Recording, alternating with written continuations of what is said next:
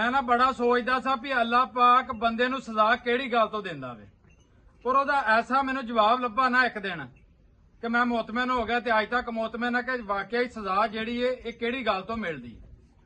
उस गल दा मैनूं हल मिल गया। इस तरह एक डॉक्टर आंदा भी एक बारी ना मैं अपने क्लिनिक ते बैठा होवां ते एक ना जर्मन दी सफीर सी, वो अपना कुत्ता मुलाजमा दे नाल लैके आ गई। आंदी मेरा कुत्ता बीमार है, कोई चीज खांदा पींदा भी नहीं ते मेरे नाल लाड़ चाह भी नहीं करदा, वफादारी नहीं एडी करदा। आंदा मैं कुत्ता वेख्या, कुत्ता वेखण तो बाद ओनू मैं आख्या भी इनू इत्थे छड्ड जा, इनू रात इहदा इलाज करां ते सुबह इनू लै जावीं।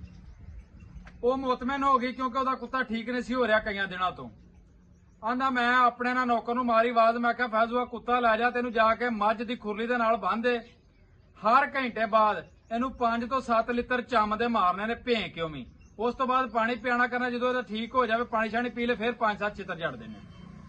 आंदा सारी रात इस तरह छितर मारदा रहा, सुबह दिन चढ़दा गया ते जिहड़ी सफीर सी ना जर्मन दी, आ गई मेरे क्लिनिक दे विच ते आण के आंदी डॉक्टर साहब कुत्ता। आंदा मैं जी कुत्ता बिल्कुल तुहाडा ठीक हो गया।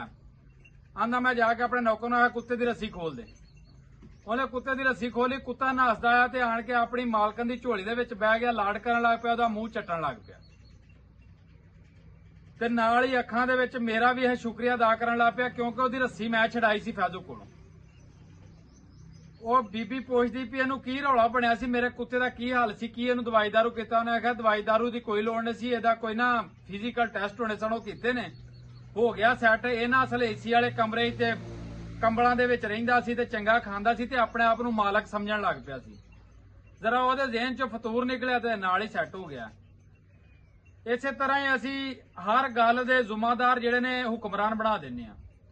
बाकी छोटे छोटे हुक्मरान ना पिंडां दे विच भी मौजूद ने ਜਿਹੜੇ ਆਪਣੇ ਆਪ ਨੂੰ ਬਹੁਤ ਕੁਝ ਸਮਝਦੇ ਨੇ ਤੇ ਉਹਨਾਂ ਦੀਆਂ ਵਜ੍ਹਾ ਤੋਂ ਪਿੰਡਾਂ 'ਚ ਲੜਾਈਆਂ ਪੈਂਦੀਆਂ ਨੇ, ਚੁਗਲੀ ਵਖੀਲੀ ਇਸੇ ਤਰ੍ਹਾਂ ਦਾ ਕੰਮ ਧਿਆਨ ਨਾਲ ਕਰੀ ਹੁੰਦੇ ਨੇ। ਕਈ ਬੰਦੇ ਨਾ ਸ਼ੈਤਾਨ ਤੋਂ ਬਾਅਦ ਜਿਹੜੇ ਨਾ ਉਹਦੀ ਕਮੀ ਮਹਿਸੂਸ ਨਹੀਂ ਹੋਣ ਦੇਣਾ ਚਾਹੁੰਦੇ।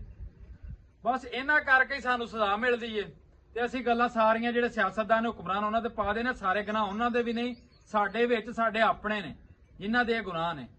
ਬਾਕੀ ਮੇਰੀ ਦੁਆ ਹੈ ਅੱਲਾਹ ਪਾਕ ਸਭ ਨੂੰ ਨੇਕ ਹਦਾਇਤ ਦੇਵੇ ਤੇ ਇਹਨਾਂ ਸ਼ੈਤਾਨਾਂ ਕੋਲੋਂ, ਮੁਨਾਫਕਾਂ, ਬੇਈਮਾਨਾਂ, ਚੋਰਾਂ ਕੋਲੋਂ ਸਾਡੀ ਜਾਨ ਛਡਾਵੇ ਤੇ ਆਪਣੇ ਹਿਫਜ਼ੋ ਮਾਨ ਚ ਰੱਖੇ।